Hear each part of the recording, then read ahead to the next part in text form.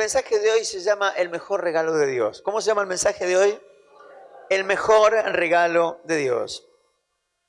Quiero hacerte una pregunta, porque yo me la hice a mí mismo. O sea, esto no es una trampa, sinceramente, yo me lo hice a mí mismo esta pregunta. Y hasta, si tendría que calificarme, no me saqué un 10 cuando me puse a pensar en la respuesta.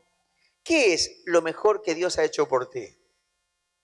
¿Qué es lo mejor que Dios ha hecho por vos? ¿Cuál es el milagro más hermoso que has recibido del cielo? ¿Alguien me quiere responder? ¿Qué es lo más grande que Dios ha hecho por vos? ¿La vida? ¿La sanidad? Sí. Perdonarme.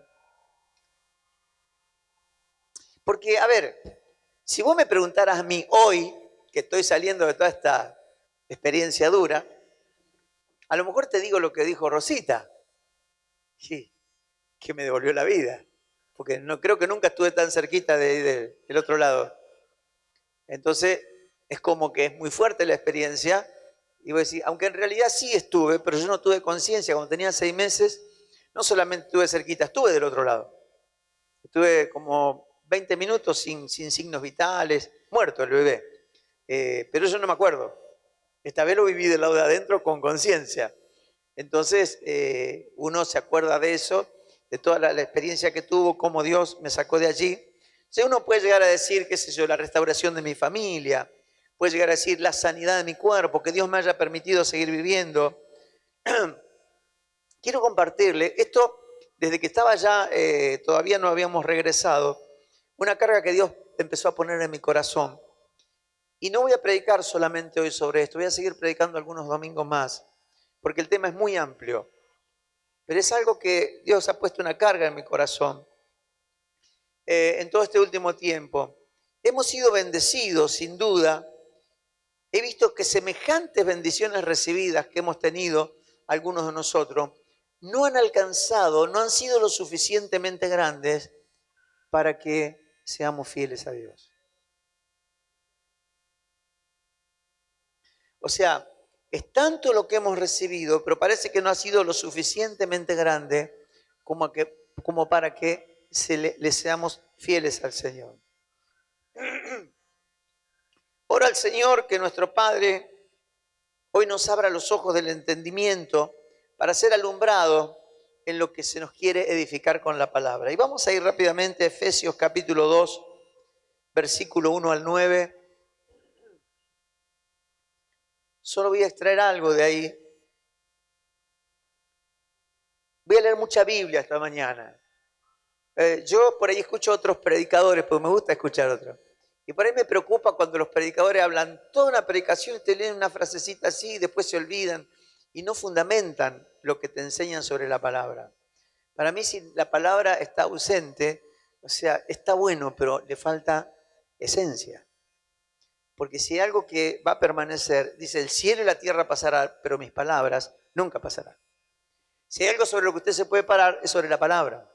Si hay algo que le va a traer luz, es la palabra. O sea, es muy importante la palabra. Efesios 2, 1 al 9 dice, y Él os dio vida a vosotros cuando estabais muertos en delitos y pecados, en los cuales anduvisteis en otro tiempo, siguiendo la corriente de este mundo, conforme al príncipe de la potestad del aire, el espíritu que ahora opera en los hijos de desobediencia, entre los cuales también todos nosotros vivimos en otro tiempo, en los deseos de nuestra carne, haciendo la voluntad de la carne y de los pensamientos, y éramos por naturalezas hijos de ira, lo mismo que los demás. Pero Dios, que es rico en misericordia, por su gran amor con que nos amó, aun estando nosotros muertos en pecado, nos dio vida juntamente con Cristo. Por gracia, favor o regalo, sois salvos. Juntamente con Él nos resucitó y asimismo nos hizo sentar en los lugares celestiales con Cristo Jesús, para mostrar en los siglos venideros las abundantes riquezas de su gracia en su bondad para con nosotros en Cristo Jesús. Porque por gracia sois salvos por medio de la fe, y esto no es de vosotros, pues eso es un regalo o un don de Dios, no por obras, para que nadie se gloríe.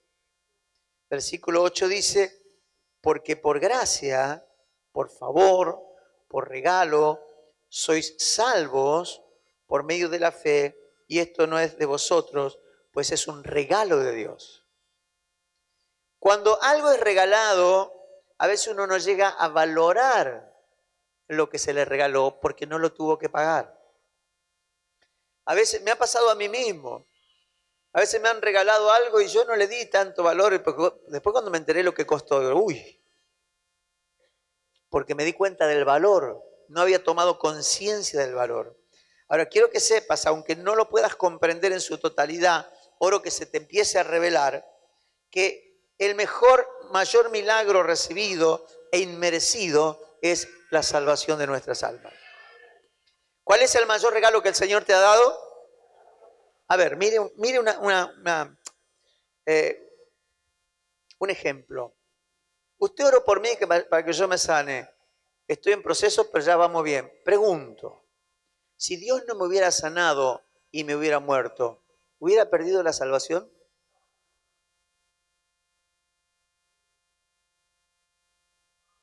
Si usted no hubiera recibido el milagro que recibió, pero hubiera sido salvo, a pesar de no haber recibido el milagro, ¿hubiera perdido la salvación?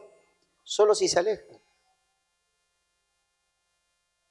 ¿Sabe que cuando me puse a pensar en todo esto, nosotros tenemos la gran tendencia de valorar lo terrenal por sobre lo eterno? Porque la salvación es eterna. No tiene que ver con esta tierra, tiene que ver con la eternidad. Pero nosotros tenemos una tendencia de valorar lo humano, lo terrenal, lo palpable, por sobre lo eterno, porque tenemos los ojos puestos acá abajo. Entonces eso a veces nos puede jugar una mala pasada. La pregunta es, ¿acaso hay otra razón por la que Cristo vino a la tierra que no sea para salvarnos? Sí, vino a restaurar el reino, pero el camino o el trámite para que todo eso suceda era salvar al hombre.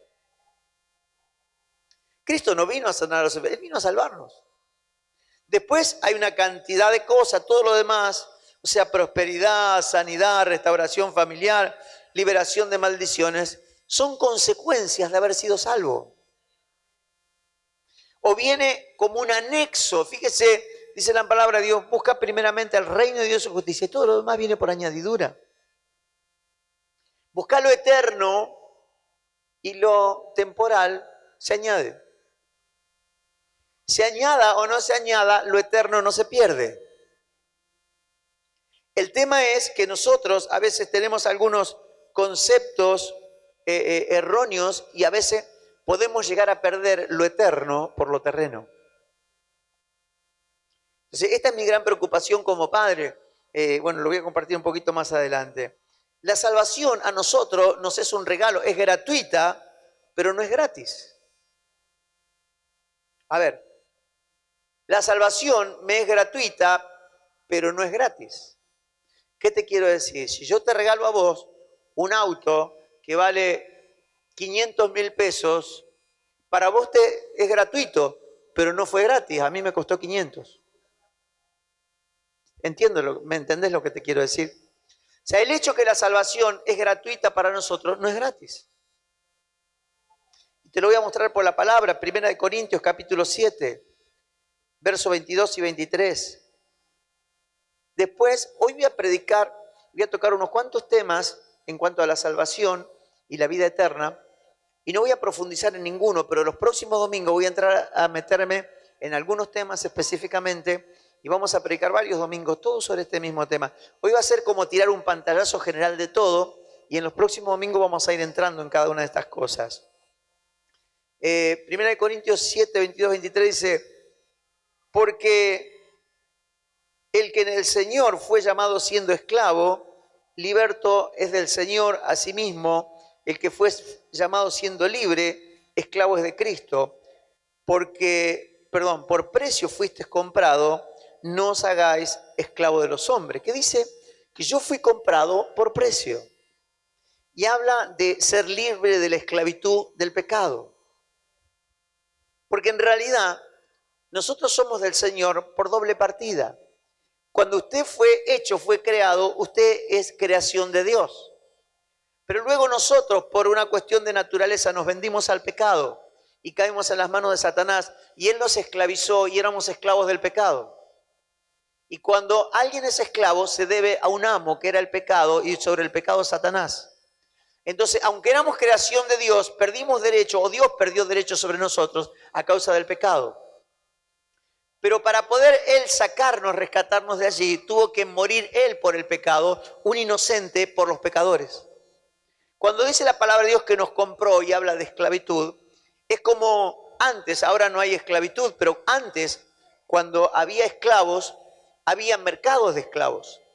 Y si usted quería comprar un esclavo, usted iba y había una exposición de personas que eran esclavos que se vendían. Entonces, usted iba, pagaba, que en el tiempo bíblico eran 30 piezas de plata, y se compraba un esclavo, o pagaba 60 y se traía 2 esclavos. Entonces tenía mano de obra gratis en su casa. Así funcionaba el sistema. Usted podía comprar ese esclavo y ese esclavo ahora le pertenecía a usted. Lo que dice la palabra del Señor, que cuando yo era esclavo del pecado, el Señor me compró, pagó, me sacó de la esclavitud del pecado, me liberó de las manos del diablo. Por eso el pecado tiene que ser lo más asqueroso para nosotros, porque es lo que nos puede volver a la esclavitud otra vez. Entonces, el Señor nos sacó de allá y nos trajo a su libertad. Nos sacó de las tinieblas, nos trajo a su reino de luz admirable. Entonces somos liberados. Eso se llama salvación, que para nosotros es gratuita, pero no fue gratis para Él, porque todo lo que Él tuvo que hacer, y no es poca cosa, es morir, entregar su propia vida, primero venir y meterse dentro de un cuerpo humano siendo Dios, nacer, crecer, sufrir, padecer para aprender obediencia, y luego terminar muriendo en una cruz por sus creados, entregando su vida. Ese fue el precio que Él pagó para rescatarnos. O sea que a mí la salvación me es gratuita, pero a Él le costó la vida. ¿Me entiende? ¿Me sigue? Bien. Ahora, ¿cuál es el resultado final? Digo que estamos haciendo algún vuelo rasante para mencionar algunas cosas que después vamos a entrar en los próximos domingos. ¿Cuál es el resultado final de la salvación? He leído últimamente unos textos que fueron los que me llevaron a predicar esto, que me inquietaron bastante, porque digo, algo hemos errado, porque si a usted le falta algo, yo soy el responsable. Si usted no toma conciencia de alguna cosa o no aprende alguna cosa, es conforme a quien le enseña. O sea, yo no puedo quejarme de ustedes son el resultado de lo que yo hago o de lo que enseño, ¿ok? Entonces hay algunas cosas que yo me he dado cuenta que nos han estado faltando. Por ejemplo, temas como esto han sido poco predicados, pero no por falta de, simplemente porque no lo hemos predicado. Y leyendo el Evangelio según San Mateo, que me encanta, y hay un capítulo que me encanta porque hay una cantidad de parábolas, hay muchas parábolas en el Mateo capítulo 13, que hablan todas del reino de Dios y son muy reveladoras. Pero hubo 2 parábolas que me llamaron la atención. 2 de esas parábolas están en el Mateo 13. La primera está en Mateo 13, 24 al 30. Todas las parábolas de Mateo 13 hablan acerca del reino de Dios. Escuche cómo reza esta parábola. Dice, le refirió otra parábola diciendo, el reino de los cielos es semejante a un hombre que sembró buena semilla en su campo, pero mientras dormían los hombres, vino su enemigo y sembró cizaña entre el trigo y se fue. Y cuando salió la hierba, dio fruto, entonces apareció también la cizaña. Vinieron entonces los siervos del padre de familia y le dijeron, Señor, ¿no sembraste buena semilla en tu campo? ¿De dónde pues tiene cizaña?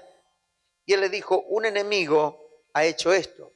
Los siervos le dijeron, ¿quieres pues que vayamos y la arranquemos? Y él dijo, no sea que al arrancar la cizaña, arranquéis también con ella el trigo. Dejad crecer juntamente lo uno y lo otro hasta la siega o la cosecha. Y al tiempo de la cosecha, yo os diré a los segadores, recoged primero la cizaña, atadla en manojos para quemarla, pero recoged el trigo en mi granero. Esta parábola no se entiende mucho bien qué quiere decir, pero por la gracia de Dios está explicada algunos versículos más adelante. El mismo capítulo, capítulo 13, 36 al 50 encontramos la explicación. Y dice así: entonces, despedida la gente, entró Jesús en la casa, y acercándose a él, sus discípulos le dijeron: explícanos la parábola de la cizaña y el campo. Respondiendo él les dijo: el que siembra la buena semilla es el Hijo del Hombre, es decir, Cristo. El campo, ¿qué es? El mundo. La buena semilla son los hijos del reino, diga soy yo.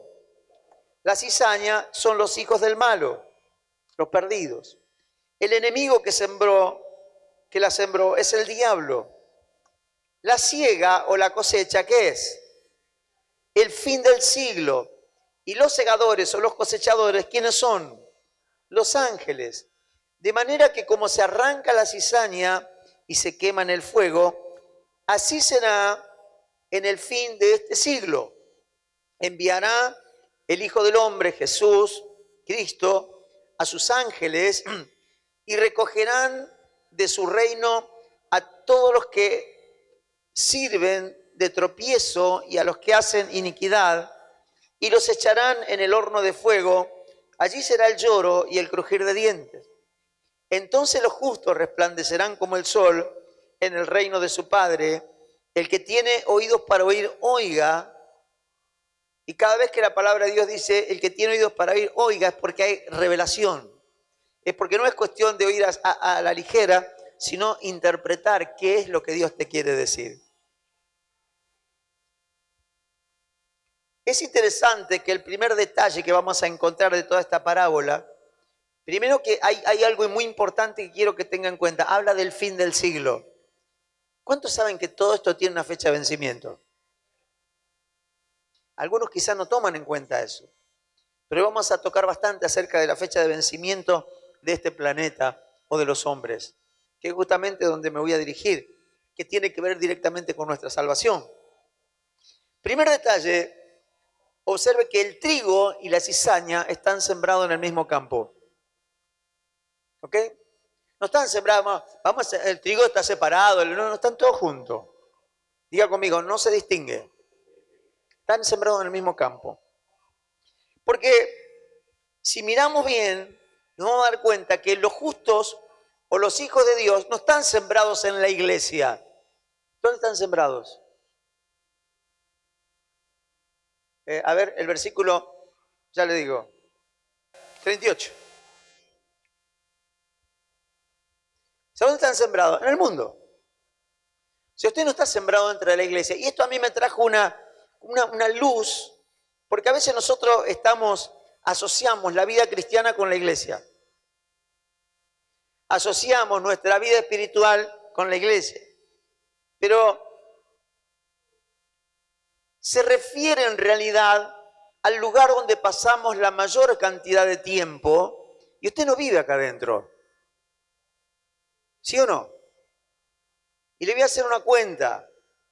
¿Cuánto tiempo pasa semanalmente usted dentro de una reunión, adorando a Dios, santificado? ¿Cuánto tiempo pasa semanalmente? Mire, yo hice una pequeña cuenta. A ver, acá está. Suponga que usted es re fiel, que la mayoría no vienen, pero que usted viene los domingos y los jueves. Los jueves me sobran de los que están acá, casi que con las dos manos estas me sobran para contar, porque vienen otros que no vienen los domingos. Pero supongamos que usted es de esos fieles que vienen los dos cultos. Entonces ya tenemos 3 horas, supongamos el domingo, 2 horas el jueves, ya tenemos 5 horas en la semana. Supongamos que usted es una persona fiel de mucha oración, que se ora 1 hora y media todos los días, o 2 horas de lunes a viernes, tiene 10 horitas más 5 tiene 15 horas en las que usted está conectado todo el tiempo con el Señor. Supongamos que es de los más fieles de todo, que sirve en alguna célula, y que semanalmente dedica algún otro tiempo, entonces le agregamos semanalmente otras 5 horas más, llegamos a 20 horas semanales en la que usted está en un ámbito de iglesia, podríamos decir. Ahora, fíjese que es interesante que tenemos 168 horas semanales de vida y el más exagerado y el más espiritual solo dedica 20. Usted no vive 20 horas, no vive 168 horas dentro de la iglesia. Por eso usted está sembrado en el mundo, no dentro de la iglesia.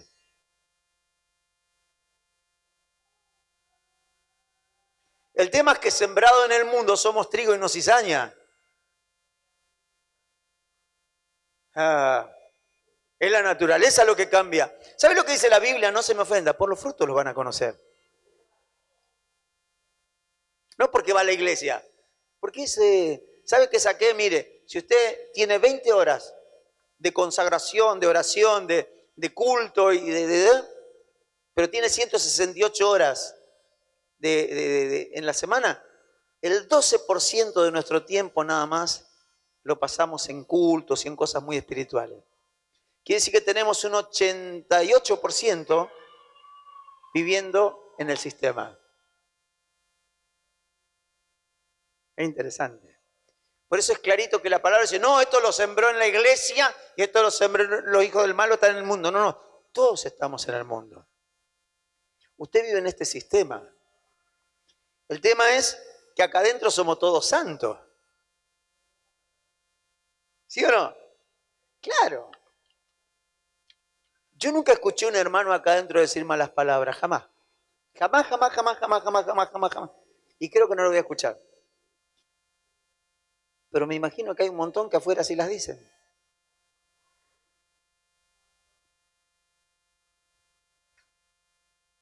Estos son los silencios que a veces pido y no logro. A ver, porque Dios no está hablando de gente cristiana que va a la iglesia, de gente que no va. Está hablando de trigo y de cizaña, es naturaleza. O sea, yo voy a mostrarme conforme a lo que soy. Usted no tiene que hacer fuerza. Uy, che, cuídate que está el pastor. No se cuide nada porque la naturaleza no cambia porque usted se cuide. Lo que tiene que preocuparse de ver si es cizaña o es trigo nada más. Porque el destino es distinto, es el problema. No es para que el hermano no se entere, se va a sentir mal el pastor si se entera que anda haciendo cosas raras. O sea, yo no me voy así, sí, me va a doler, claro. Pero no por mí, me va a doler por el Señor. Pero quiero que entienda de que no tiene que ver con si vengo a la iglesia o no, sino con si soy salvo o no, si soy trigo o no.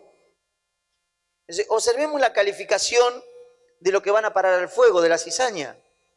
No habla de asesinos, ni de ladrones, ni de violadores. Da 2 calificaciones. Dice, los que sirven de tropiezo,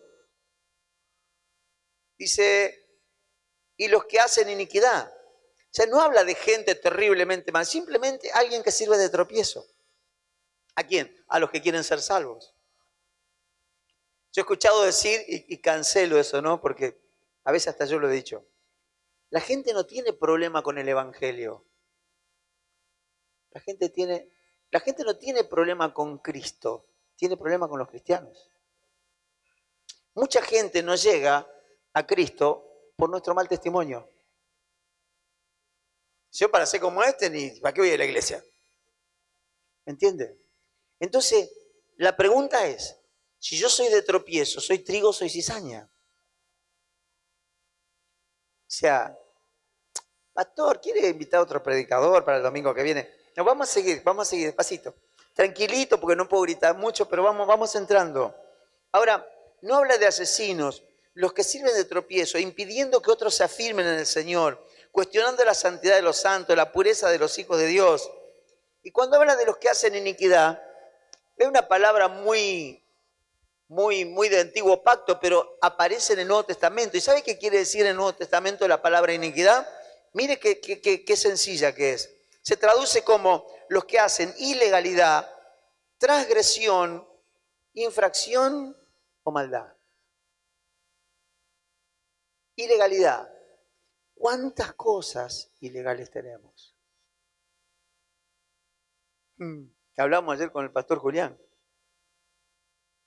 Vamos a emprender, para emprender un negocio, hablando acerca de la forma de emprender un negocio. ¿Sabe cuánta gente emprende un negocio ilegal?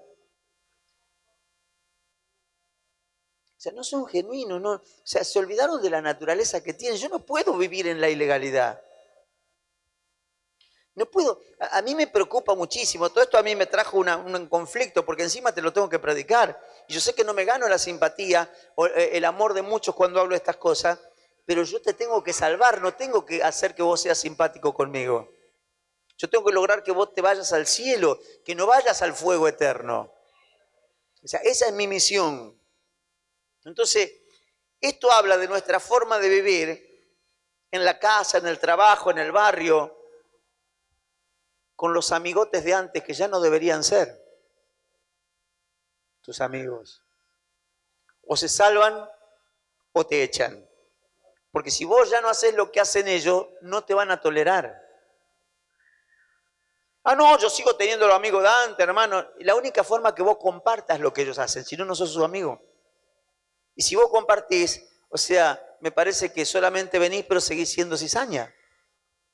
Porque el día que cambie de naturaleza y vos le digas, no, mira, esto está mal, esto no se debe hacer, aquello es perverso, che, ¿qué te creo? Te van a echar. Si no te echan, hay un problema. La Biblia dice, porque la amistad con el mundo es enemistad contra Dios. Entonces, si mi vida no responde al estándar de la vida de Cristo, quizá el infierno sea mi destino. Ay, ¿cómo va a decir eso? Si hasta el Papa dijo que no hay infierno. ¿Se enteró de eso? Hace poquito hizo una confesión el Papa diciendo que no había infierno. Hermano, yo no sé qué Biblia lee ese tipo. Es un falso. Es un falso profeta. Es instrumento del diablo. Pues si no hay infierno, ¿para qué no pecar? Comamos y bebamos que mañana moriremos. Vamos a darle para adelante. Si total no hay castigo. No, solamente habrá eliminación de los malos. Y si no vamos a sufrir, no va a haber... ¿Se acuerda el problema? Vamos a darle. ¿Qué vamos a venir a la iglesia? Vamos a hacer desastre. Si eso es lo que la tendencia pecaminosa natural te lleva a hacer. Pero fíjese, los líderes religiosos diabólicos de este tiempo te dicen que no hay infierno, cuando la Biblia, ya vamos a ver un poquito, pero dice que serán echados en el fuego. Entonces, muchas cosas se enseña acerca, muchas veces se enseña algunas cosas que deberíamos arreglar en nuestra vida. A veces yo he enseñado cosas y algunos, sí, yo ahora me voy, esto lo voy a arreglar en breve. Y después te das cuenta que pasa el tiempo y no arreglan nada. No hay una urgencia, no se dan cuenta que eso puede cambiar tu destino. Porque yo no soy responsable hasta que me entero, pero el día que me enteré y no arreglé mi vida, o sea, defino cuál es mi naturaleza, si soy trigo o si soy cizaña. Vamos a ver la segunda parábola de Mateo 13, 47 al 50, y dice así. Asimismo, el reino de los cielos es semejante a una red que echada en el mar recoge toda clase de peces. ¿Qué clase de peces? Toda. Y una vez llena, la sacan a la orilla y sentado recogen lo bueno en cesta y lo malo echan afuera. Y otra vez dice, así será el fin del siglo, saldrán los ángeles y apartarán a los malos de entre los justos y los echarán en el horno de fuego, allí será el lloro y el crujir de dientes. Termina igual que la otra parábola.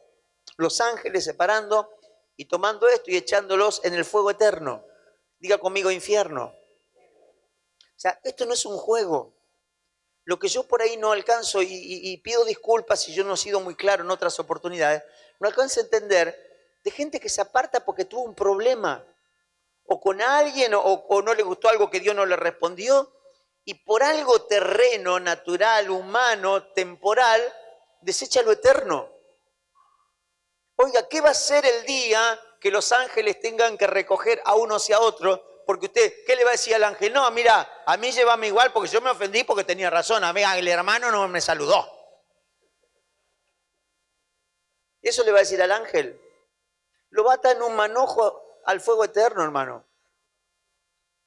porque usted se comportó conforme a una naturaleza, porque lo que tendría que haber hecho es perdonar, arreglar, buscar la vuelta, pero no perder lo eterno o desvalorizar lo que le fue gratuito, pero que al Señor le costó la vida.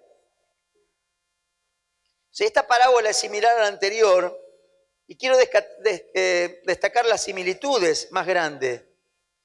En ambas hay buenos y malos.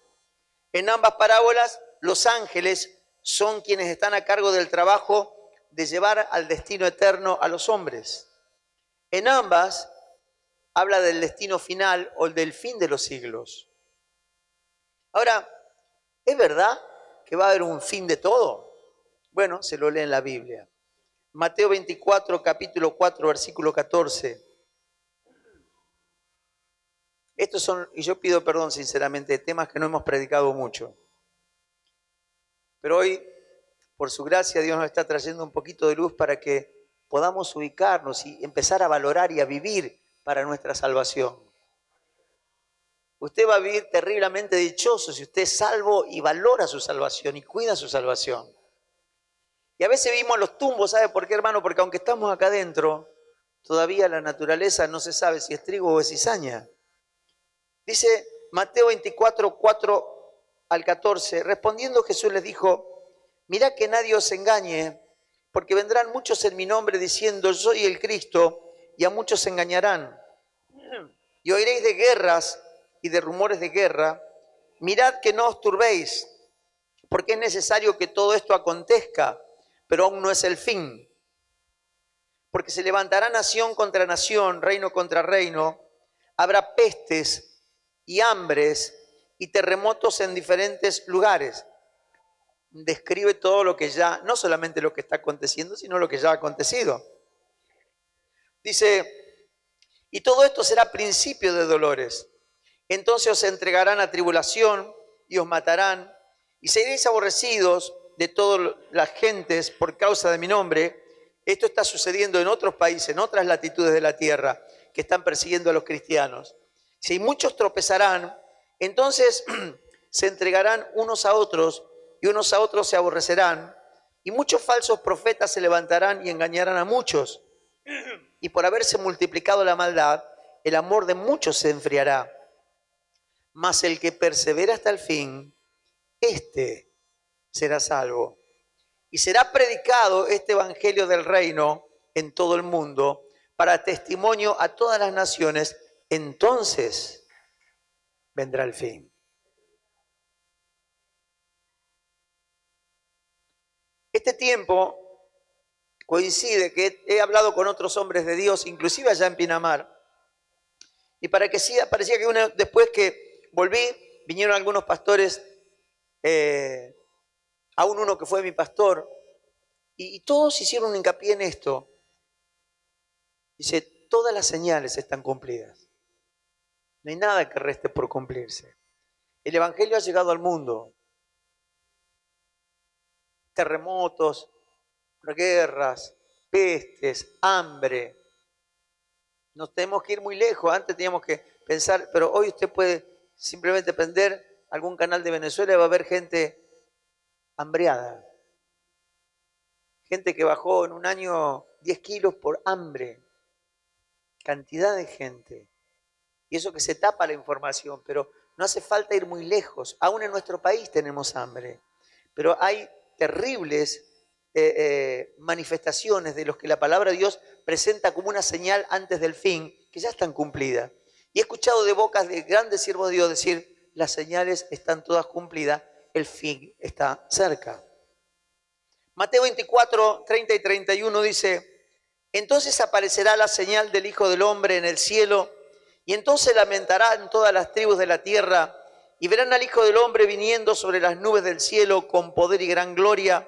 Escuche, y enviará a sus ángeles con voz de trompeta, y juntarán a sus escogidos de los cuatro vientos, de un extremo del cielo hasta el otro. O sea, es lo que vimos en las parábolas, pero acá te lo dice de una manera práctica cómo va a suceder.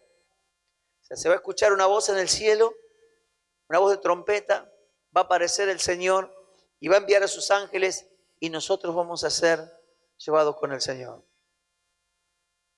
pero esto tiene fecha de vencimiento.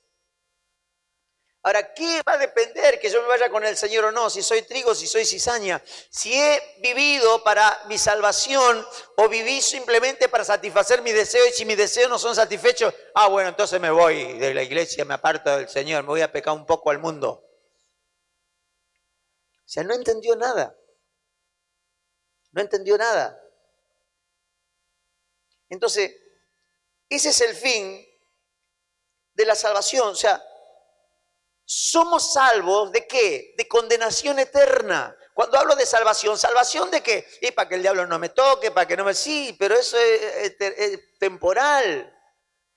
Pero salvación es salvación de condenación, salvación del infierno, salvación de la condenación eterna. La salvación es vida eterna, mi hermano.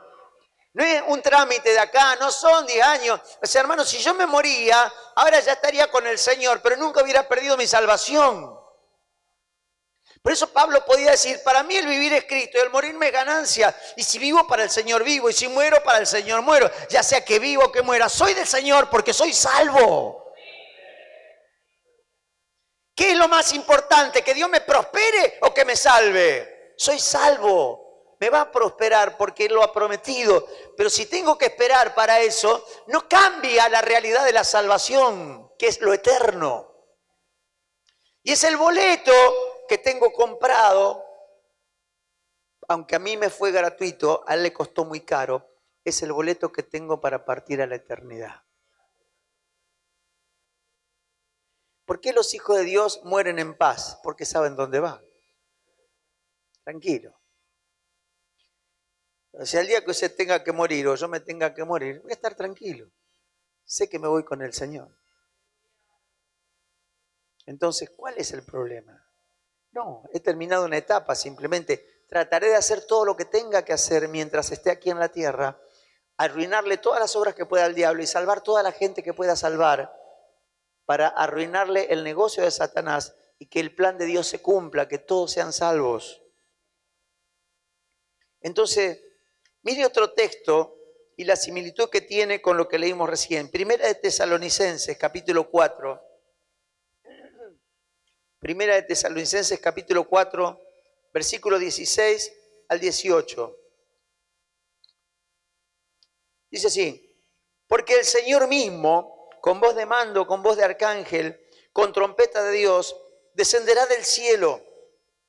Y los muertos en Cristo, los que se hayan muerto ya sin haber, o sea, van a resucitar primero. Luego nosotros los que vivimos, los que hayamos quedado hasta ese momento, seremos arrebatados juntamente con ellos en las nubes para recibir al Señor en el aire. Así estaremos siempre con el Señor. Por tanto, alentaos los unos a los otros con estas palabras. Ninguna cosa que el diablo pueda hacer en esta tierra te puede robar lo eterno. Ninguna cosa que el diablo te pueda hacer en esta tierra te puede robar lo eterno. Nadie te puede arrebatar la salvación. He tenido una gran preocupación por el estado de la iglesia. Y no me refiero a esta iglesia. O sea, cuando los ministerios apostólicos hablamos de la iglesia, hablamos de la iglesia. De todas las iglesias que uno conoce y lo que uno puede palpar que pasa en las iglesias. He visto a los hijos de Dios salvos abandonar el camino de salvación por cualquier cosa. He visto a los hijos de Dios abandonar el camino de salvación por cualquier cosa. Sigo yo, pesa mi responsabilidad sobre mi vida porque quizá no les he enseñado con claridad el camino de salvación. Fácilmente lo temporal nos distrae de lo eterno. Fácilmente lo que pasa hoy me distrae de lo eterno. Nada de esta tierra se compara a la salvación que Dios nos ha regalado, mi hermano. Algunas palabras que nos van a ayudar a ver la importancia de esta salvación. Si me acompaña Filipenses capítulo 2, versículo 12.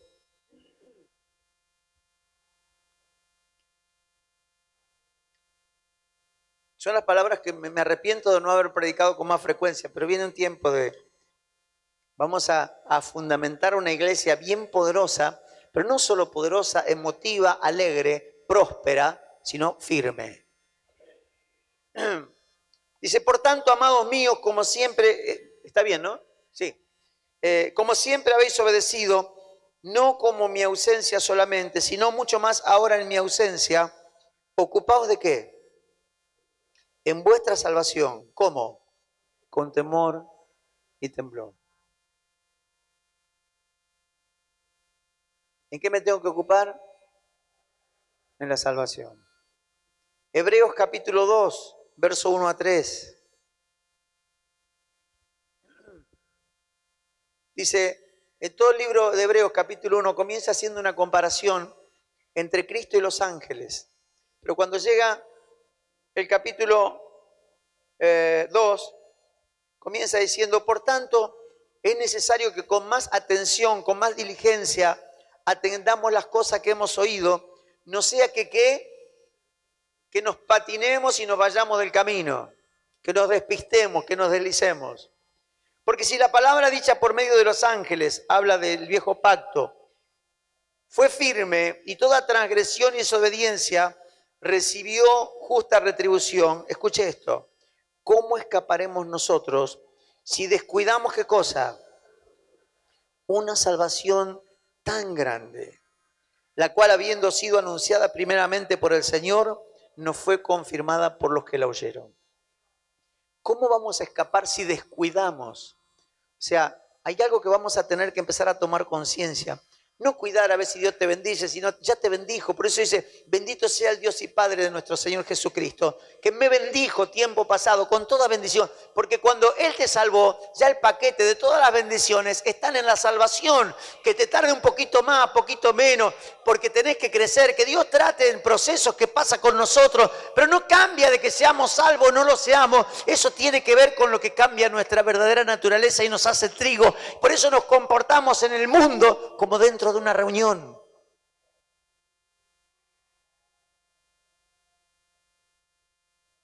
Porque soy salvo y me ocupo de mi salvación y tengo temor de no descuidar el regalo tan valioso que el Señor me ha hecho, porque es lo único eterno que tengo. No por quedar bien con aquel sinvergüenza voy a descuidar mi salvación. Dios me guarde. Porque aquel sinvergüenza no dio nada por mí, pero Cristo dio su vida. Y tiene que ver con mi destino eterno, no tiene que ver con pasar vergüenza o no. Prefiero pasar vergüenza, pero cuidar mi destino eterno.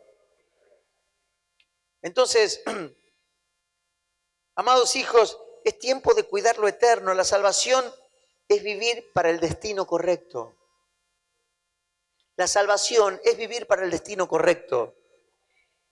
Porque el tiempo del fin viene, yo no sé cuándo va a ser, pero aún no llegue mientras yo esté vivo, mi destino lo defino aquí mientras estoy vivo. Y no tiene que ver con venir a la iglesia o no, tiene que ver con la naturaleza que tengo, con haber entendido la salvación, cuidarla y ser naturaleza de trigo, porque por los frutos seremos conocidos. O sea, ser salvo es estar fuera del alcance del infierno. Diga conmigo, ser salvo es estar fuera del alcance del infierno. Nadie nos puede quitar esta salvación. En cuestiones eternas necesitamos tomar decisiones y ser guiados por la palabra. Y quiero leer algunos versículos ya para ir cerrando. No sé ni cuánto tiempo tarde, pero gracias a Dios estoy bastante entero. Mateo 24, 12 y 13, lo leímos recién, pero es muy importante para este tramo de la palabra. Porque dice la palabra de Dios, y por haberse multiplicado la maldad. Y cuando habla de la maldad, no piensa acá adentro, allá afuera, en todos lados. Olvídese que estamos sembrados en el mundo. Usted viene acá circunstancialmente, pero aún acá puede encontrar maldad. Pero la maldad se ha multiplicado. ¿Qué va a pasar? El amor de muchos se enfriará. Pero ¿qué dice la palabra de Dios? Mas el que persevere, ¿hasta cuándo? ¿Hasta cuándo? Este será salvo. No, hermano, yo me dejé de congregar, no voy a ningún lado, pero yo con el Señor, no, olvídese. O sea, si usted se va del cuerpo, no está en Cristo. No venga con cosas raras. No sé dónde inventaron esa doctrina. Hay un montón de gente que el diablo ha engañado. No, yo sigo en comunión con el Señor. Es mentira. La única comunión es con el cuerpo. Si yo no puedo amar a mi hermano que veo, ¿cómo puedo amar a Dios que no veo? Dice Pedro. No me venga, Juan, no me venga con esas doctrinas que no sé dónde las fabricaron. No hay ningún versículo bíblico que apoye eso. No dejando de congregarnos como algunos tienen por costumbre, dice el libro de Hebreos. O sea, si usted no se congrega, usted tiene un problema. Usted está siendo extirpado del cuerpo. Si usted deja de tener comunión con los hermanos, yo vengo pero no saludo a fulano porque estoy enojado. Usted tiene un problema, usted se está convirtiendo en cizaña de nuevo. Ay, no, pero si me hizo el daño fue el otro, porque el que se está apartando del cuerpo es usted. Y usted está saliendo de la naturaleza. Porque el mecanismo es perdonar, restaurar, volver a la comunión, porque no puedo perder la comunión del cuerpo. Yo voy a crecer en medio del cuerpo de Cristo, junto con los hermanos. Y dentro del cuerpo de Cristo va a haber quienes me van a pisar el callo, quienes me van a herir, quienes me van a ofender, porque son necesarios para que yo madure y crezca. Porque yo no estoy para que la gente me halague, yo estoy porque Dios me ha salvado. Y porque tengo alguna obra que hacer en esta tarea de la salvación. Y es que todos sean salvos, como el corazón del Señor lo quiere. Entonces, el que persevera hasta el fin, este será salvo. Hermano, salvación no es para emocionales, que un día están allá arriba y otro día no lo encontrán en ningún lado. ¿Qué le pasó al hermano? Ay, está desanimado. No entendió nada. Un día está que se come el diablo, otro día se lo comió el diablo a él. Hermano, me cansé de ver gente así. No entendió que el que persevera hasta el fin, aunque vengas arrastrándote, nunca vas a dejar al Señor, porque entendiste que lo más precioso que Dios te pueda haber dado, no te lo puede quitar nadie, ni el mismo diablo. Si yo soy salvo, soy trigo y voy a estar donde está el trigo. Porque cuando vengan los ángeles y la voz de trompeta del Señor, yo me voy a ir con el Señor. Miremos la calidad de otro texto, Hebreos 10, 35 al 39. Dice así: no perdáis pues vuestra confianza, que tiene grande galardón, porque os es necesaria la paciencia, para que habiendo hecho la voluntad de Dios, obtengáis la promesa. Escuche, porque aún un poquito, y el que ha de venir, ¿quién es? ¿Quién es? Cristo. El que ha de venir vendrá y no tardará. Mas el justo no vive por emociones, vive por fe. Y si retrocediere, dice el Señor, no agradará mi alma. Pero nosotros no somos de los que retroceden para perdición, sino de los que tienen fe para preservación del alma. ¡Aleluya!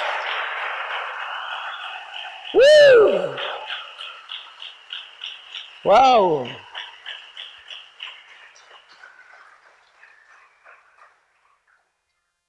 Cristo viene a buscar hijos que perseveran, hijos que no retroceden mientras estén en esta tierra. Gente que está definida, determinada, que no vive por emociones, vive por fe. El emocional cuando no ve se desanima. El hombre de fe cuando no ve ve igual, porque dice no está, pero está. Porque todavía no lo tengo, pero Dios ya lo hizo. Todavía me falta terminar de sanarme, pero Dios ya completó la obra en la cruz, así que todo lo que falta es que yo alcance la plenitud. Pero Dios ya hizo la obra, entonces ya sé cuál es mi destino. Voy a ser sano completamente. No sé si a través de un mes, 2 meses, si me van a operar, no me importa nada. Lo que sé es que la obra ya está hecha en la cruz del Calvario. Eso es fe, mi hermano. No es lo que siento, ay, pero me duele acá. Pero todavía no tengo fuerza, yo siento la panza toda débil, siento toda una cosa rara acá adentro. Por ahí siento muy sensible, por ahí los pozos del auto me hacen mal, qué sé yo. La cantidad, esta semana no estuve tan bien.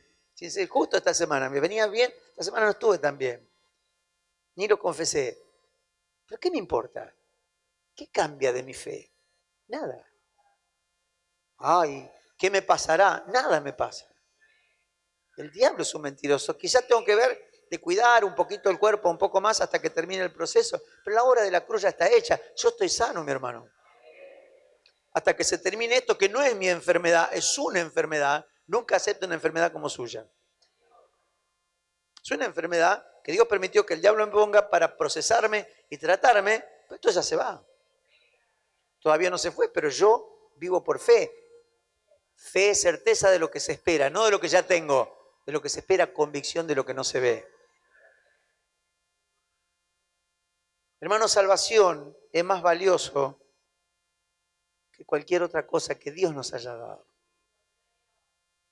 No sé si voy a seguir viniendo porque a mí Dios no me bendice. Ya te bendijo. Sos salvo. ¿Qué más querés? Lo demás viene.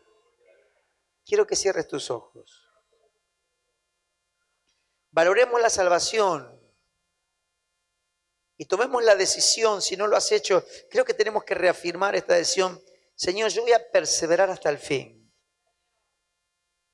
Tomaré la determinación esta mañana de no retroceder jamás. No me voy a dejar engañar por el diablo, porque lo eterno no lo voy a perder. Lo terrenal, lo momentáneo, lo pasajero, no me hará perder lo eterno.